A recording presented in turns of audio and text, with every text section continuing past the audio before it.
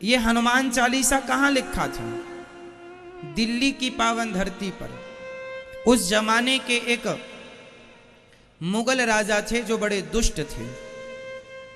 तुलसीदास जी के बारे में बड़ा सुना उन्होंने, तो राज दरबार में बुलाया।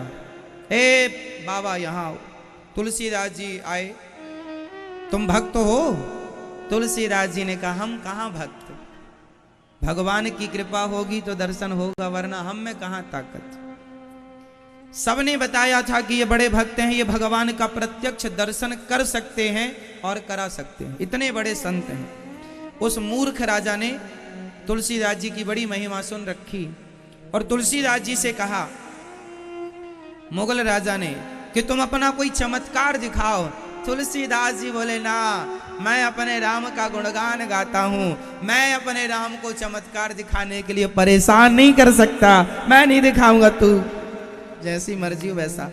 तुलसीदास जी को बंदी बना के डाल दिया था राजा ने, बंदी गृह में।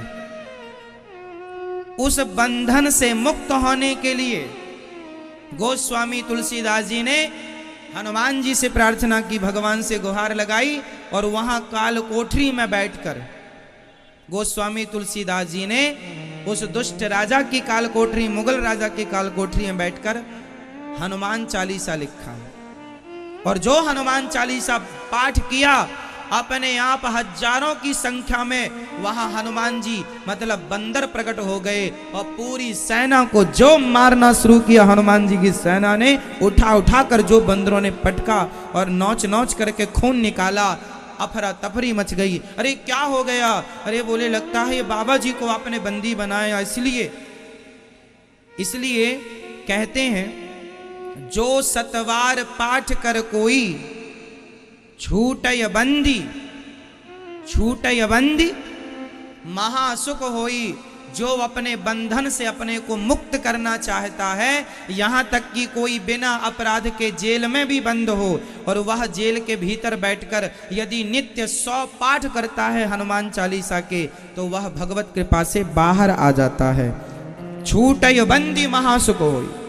जो सतवार पाठ, सत मीन्स 100, जो सतवार पाठ कर कोई छूटय बंदी महासुख होई। जो यह पढ़े हनुमान चालीसा हो यह सिद्ध, उसे सिद्धि मिलेगी, सुख मिलेगा, धन धान्य, नासै रोग, हरै सब पीरा, जपत निरंतर, संकट ते हनुमान छोड़ावे, मन क्रम वचन ध्यान जो।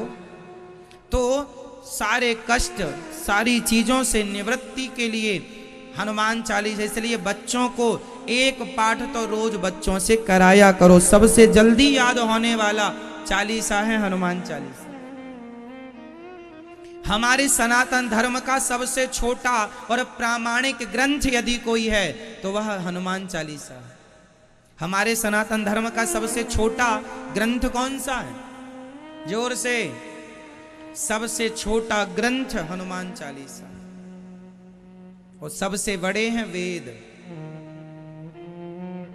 इसलिए सनातनी हो तो हनुमान चालीसा तो याद रखो। इस हनुमान चालीसा की यदि मैं व्याख्या करूं तो 2-5 दिन लग जाएंगे, महीनों लग सकते हैं, और सारी जिंदगी करूं व्याख्या तो भी पूरी ना हो, ये भी है। साइंस भरा पड़ा है। अब पृथ्वी से सूर्य कितना दूर है, साइंस ने अभी पता लगाया 14 अरब किलोमीटर दूर है पृथ्वी से सूर्य, ये साइंस कहता है। तुलसीदास जी ने पहले सूत्र दे दिया था, गिन लेना, युग सहस्त्र योजन पर भानु, लील्यो ताहि मधुर फल जानू। यदि इसका व्याख्या पूरा यदि मैं गणित से समझाऊं तो उतनी ही दूरी निकलेगी जितना आज का साइंस कह रहा है। तो सूत्र पहले सैकड़ों साल पहले गोस्वामी जी देकर चले गए, तो साइंटिफिक है। हमारे छोटा सा ग्रंथ भी साइंस है। वही दूरी है पृथ्वी से सूर्य की दूरी। हनुमान जी ने सूर्य को निगल लिया था, तो पृथ्वी से कितनी दूरी पर किस वेग से गए होंगे, ये साइंस का ज्ञान हनुमान जी को था, तब ना गए। किस दिशा में सूर्य होंगे, आज का वैज्ञानिक सूर्य तक कोई सैटेलाइट ना पहुंचा पाए, लेकिन हनुमान जी चले गए। तो कितने बड़े वैज्ञानिक थे हनुमान जी। उनकी शक्ति के आगे किसकी शक्ति है? सूर्य को भी एक सज्जन बोले, विज्ञान का रहस्य जानने वाले, जो विज्ञान की पुस्तकें पढ़ी होंगी, उन्होंने कहा महाराज पृथ्वी से बड़ा है सूर्य, पृथ्वी से बड़ा है सूर्य। जब पृथ्वी से बड़ा है सूर्य तो हनुमान जी पृथ्वी में रहने वाले सूर्य को कैसे खा गए? प्रश्न तो सही है, लेकिन शायद आप ये नहीं जानते कि हनुमान जी के पास छोटे होने की और बड़े होने की शक्ति है।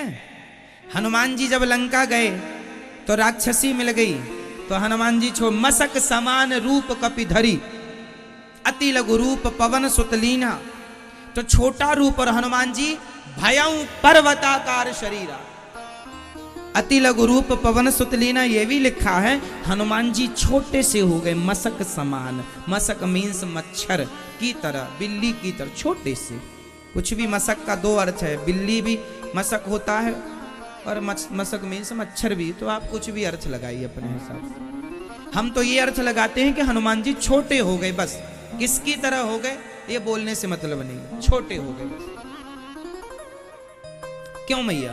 तो हनुमान जी छोटे से हो जाते हैं और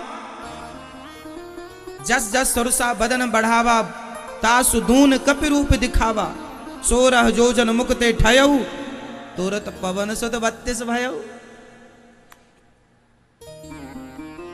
हनुमान जी छोटे से भी, और जैसे पीपल का बीज छोटा सा होता है, बोलो हाँ या ना? पीपल का दाना, पीपल का बीज जरा सा चींटी के मुंह बराबर होता है, हाँ या ना? जैसे पीपल का बीज चींटी के मुंह बराबर इतना सा होता है, पर उतने से बीज में इतना विशाल पीपल छिपा होता है, उसी प्रकार हनुमान जी छोटे हैं पर उनके भीतर विशाल शक्तियां हैं। जितने बड़े चाहें वो सूर्य को क्या, वो पूरे ब्रह्मांड को निगलने की ताकत रखते हैं। सूर्य क्या पूरी गैलेक्सी खा जाए, सबको अपने मुंह में रख लें। भगवान हमारे श्री कृष्ण और भगवान हमारे श्री राम इतना सा मुंह खोले थे, इतने से मुंह में क्या दिखाई पड़ा था? पूरा। जिनके मुख में, इतने से मुख में पूरा ब्रह्मांड समा गया, उनके भक्त के मुख में सूर्य समा गए। कोई आश्चर्य नहीं है, वो भगवान है। उन्हें आप अपने से तौल कर ना देखें कि वो हमारी तरह, वो भगवान। हनुमान जी समुद्र को छलांग लगा के पार कर लिया, तुम्हारे बाप दादे तो कर ना पाएंगे, तो तुम्हारे बाप दादों से तुलना हनुमान जी की हो नहीं सकती, तो काहे अपने से तुलना कर रहे हो? जब तुलना तुमसे नहीं हो सकती जिसकी, उससे अपने से तौल कर देखना ही गलत है। अब साइंस कहे कि हनुमान जी ने सूर्य को निगल लिया, साइंस की समझ में नहीं आएगा साहब, साइंस की समझ से परे विषय है ये। अभी मैं आपको बता दूं, साइंस ने अंतरिक्ष को जितना देखा है, वह अभी साइंस ही कह रहा है कि मैंने उतना देखा है जितना समुद्र की एक बूंद है। अंतरिक्ष, गैलेक्सी, आकाश गंगा इतनी विशाल हैं जिनका पार पाना साइंस खुद कहता है कि पार पाना पॉसिबल नहीं है।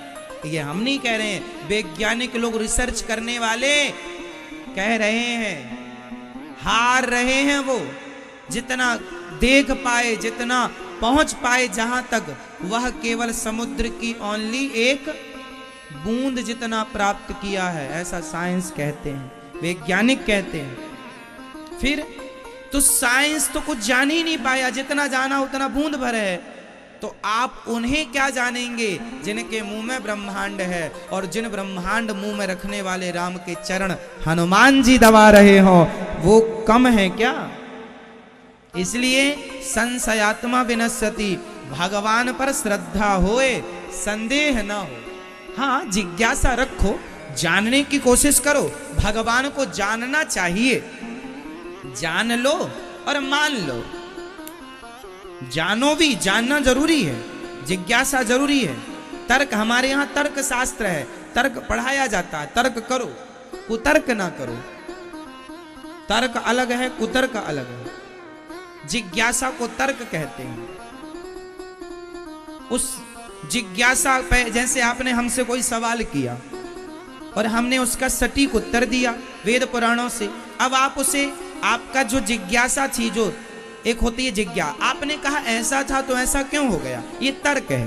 लेकिन जब हमने आपके तर्क को समझाया तो आपको मान लेना चाहिए कि भाई शास्त्रों का प्रमाण, आप प्रमाण किसका देंगे? यदि मैं किसी वकील से बात करूं तो वो प्रमाण किसका देगा?